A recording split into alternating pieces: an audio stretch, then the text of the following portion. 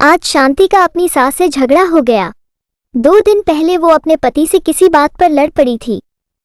ससुराल हो या मायके, हर रिश्तेदार से, यहाँ तक कि उसके अड़ोस पड़ोस के लोगों के साथ भी शांति की कभी ना कभी कहा सुनी हो ही गई थी। हालत ये हो चली थी कि लोग शांति के साथ अब बात करने से भी कतराते थे। उसे देखते ही अपना रास्ता मोड़ लिया करते थे।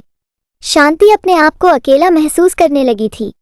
वो चाहती थी कि इस परिस्थिति को किसी तरह सुधारा जाए।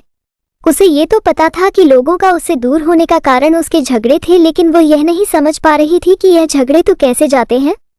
उसने इस सवाल का जवाब ढूंढने के लिए अपने कुछ बुजुर्गों से पूछा, कई किताबें पढ़ डाली, इंटरनेट पर कई ब्लॉग्स चेक किए, लेकिन उसे कहीं पर भी संतुष्टकारक जवाब नहीं मिला।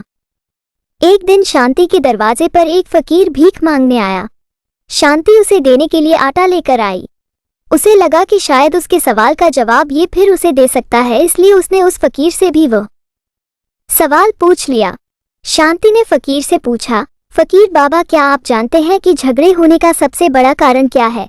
फकीर ने शांति की तरफ देखा और बोला, मैं यहाँ पर भिक्षा लेने आया हूँ और तुम हो कि मुझसे ये फालतू के सवाल कर रही हो। फकीर की बात सुनते ही शांति को बहुत गुस्सा आया। उसने कहा, घर घर जाकर भीख मांगने वाले तुम मेरी बातों को, मेरे सवालों को फालतू कहते, तुम्हारी हिम्मत कैसे हुई? शांति ने और भी कई अली बुरी बातें उस फकीर को सुनाई। शांति अभी गुस्से में बोल रही थी कि फकीर बीच में बोल पड़ा, झगड़ों के कई सारे कारण होते हैं, लेकिन जबान पर काबू ना होना यही झगड़ों का सबसे बड़ा कारण है।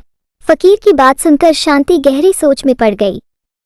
फकीर ने भिक्षा का आटा लिया और वहां से चला गया।